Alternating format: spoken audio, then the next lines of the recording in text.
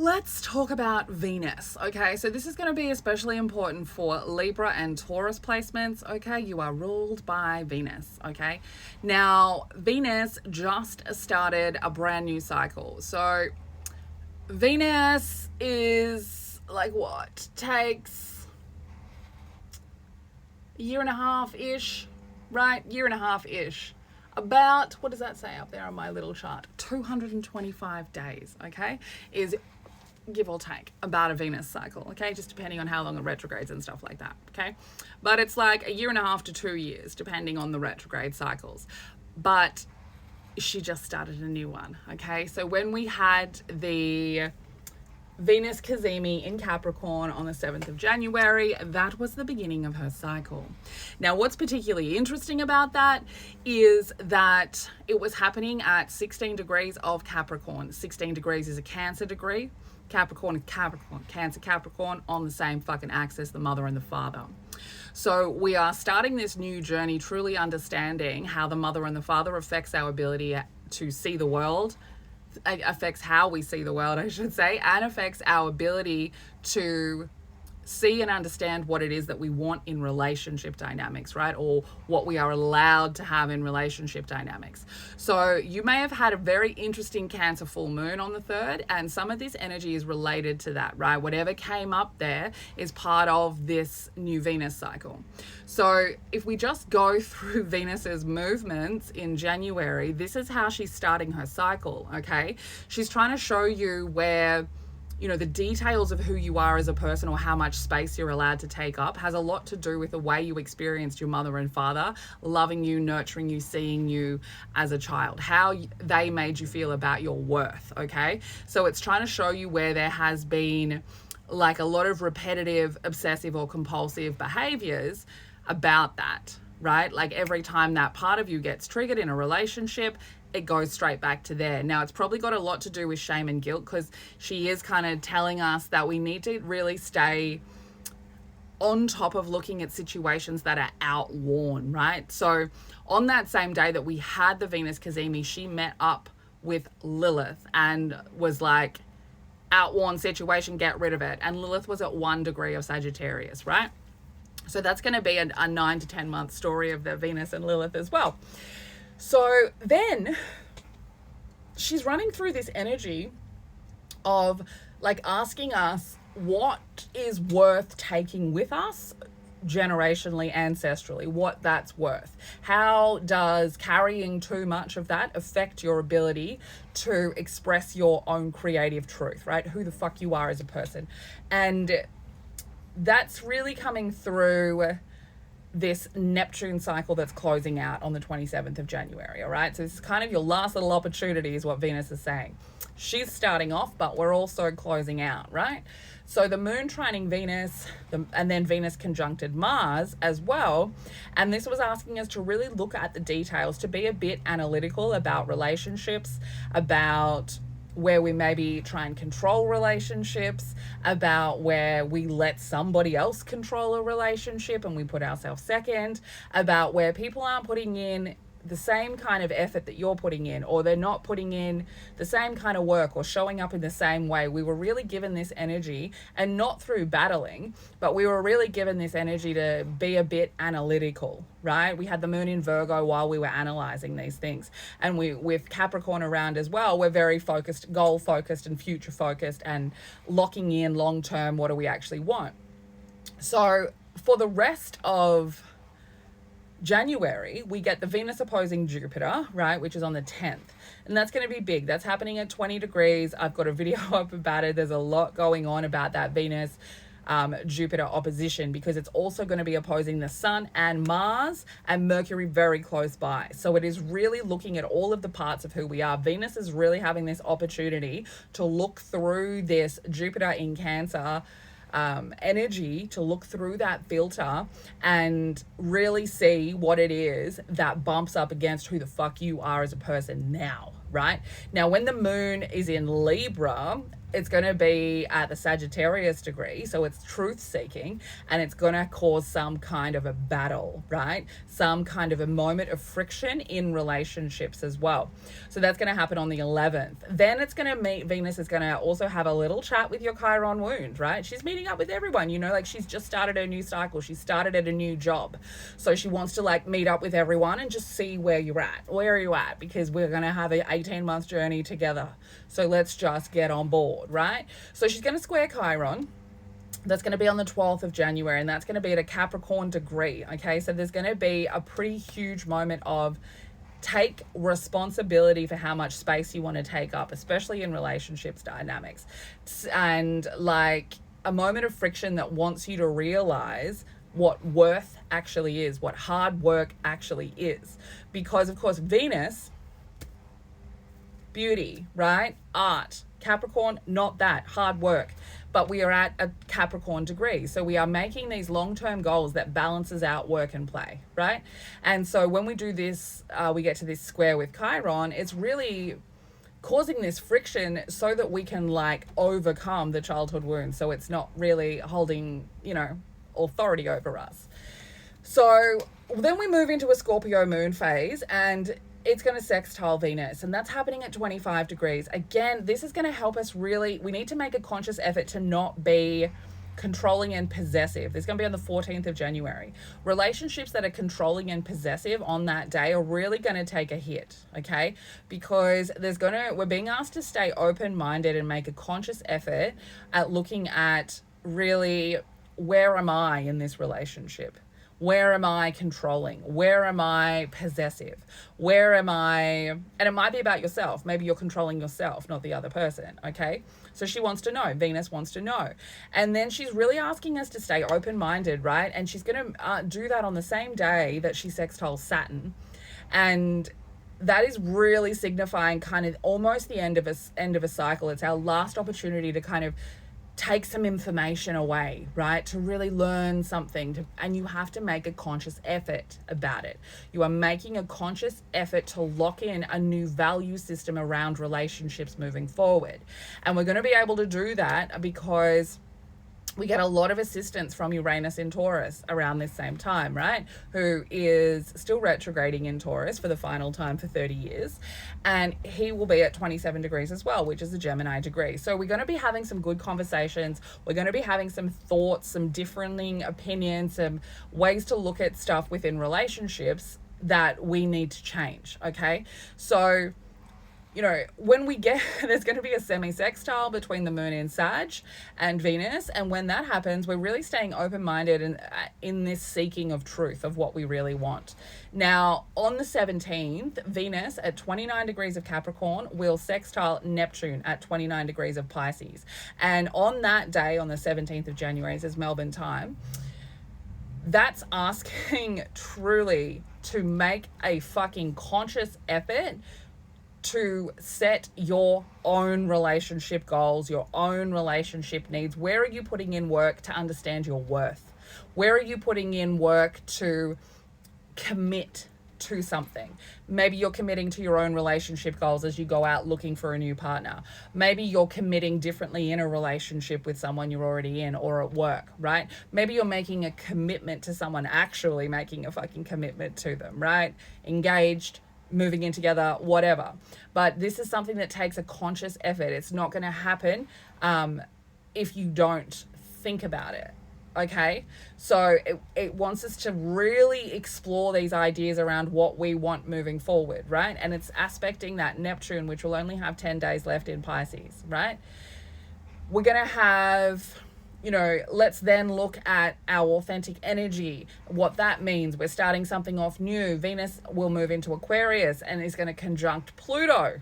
Okay, so we're working together, gathering all of this information. It's going to conjunct Pluto and sextile Lilith at the same time. So where we've kind of rejected our own truth or not wanting to collect any more information or talk about it, where have you rejected your wild sexuality in relationships that you don't want to talk about?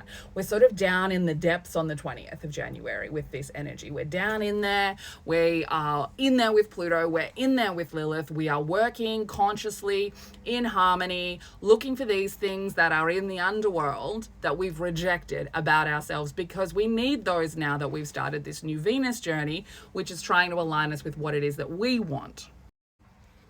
And so from this Venus in Aquarius energy, which it's going to be a wild time, right? A Venus in Aquarius is relationships that are authentic to the relationship, right? Like you and I have a relationship, but my relationship with someone else is based on our relationship and our dynamic. This one, not the same as this one, right? So it's allowing us to understand that one, not only collectively do people do relationships differently and authentically based on themselves, but there are people out there, Venus in Aquarius people, 7th house in Aquarius people, where relationship dynamics are not, they don't look the same. It depends on who you're with, okay? And so while we've got these energies in Aquarius, Venus in Aquarius, that's kind of what we're looking at, right? We're really looking at these things. Now, when the moon moves into Pisces, which will be the 21st, right? On the 21st, it's then going to get, on the 22nd, we get a meetup, right? 5 degrees of the Pisces moon and 5 degrees of the Aquarius Venus. Now, 5 degrees related to Leo. Leo is also related to the child version of your childhood, right? The inner child. So we're sort of being asked to stay quite open-minded about this new version of us and the type of relationship that we want, right? Like, don't should all over this kind of weird vibes that are starting to come through about who you want and how you want to love and how you want to be loved, right? It's really about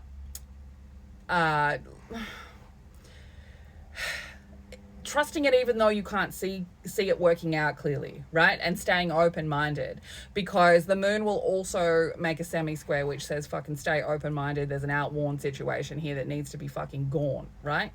And that's going to have something to do with maybe idealizing relationships, right? Like, where do you idealize relationships instead of being present? So much of the relationship energy at the moment is like, be present, look at it now, right?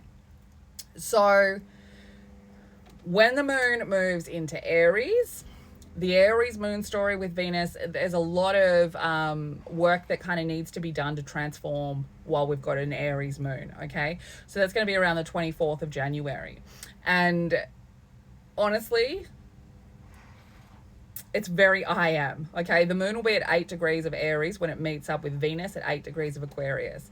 And that's meeting in a sextile, right? Which is kind of a soft aspect, but it does want you to see the opportunities that are available when these two energies combined, right? So your emotional needs and desires, the moon, your relationships and ideas of worth, Venus, need to come together. But the most important part here is we're at Sagittarius degrees, which are about truth, which are about moving forward, higher wisdom, higher understanding, and we're in Aries and Aquarius. So, you know,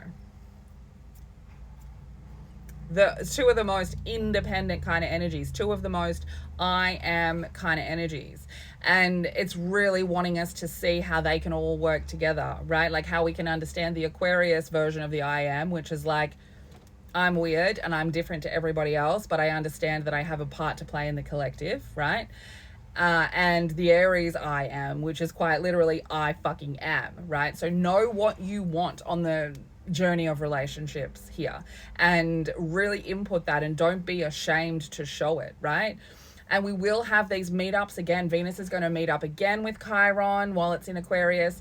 It's, you know, we're going to have a square with a Taurus moon and Venus, which is really saying like, you need to shake yourself out of all of this should bullshit. Like, yeah, maybe you've been in a relationship for fucking 20 years and like these energies are going to go, hey, hello, this is not working for you anymore because you are a different person. Let it go. Let it go. Your fear of being alone needs to dissipate, because let it go.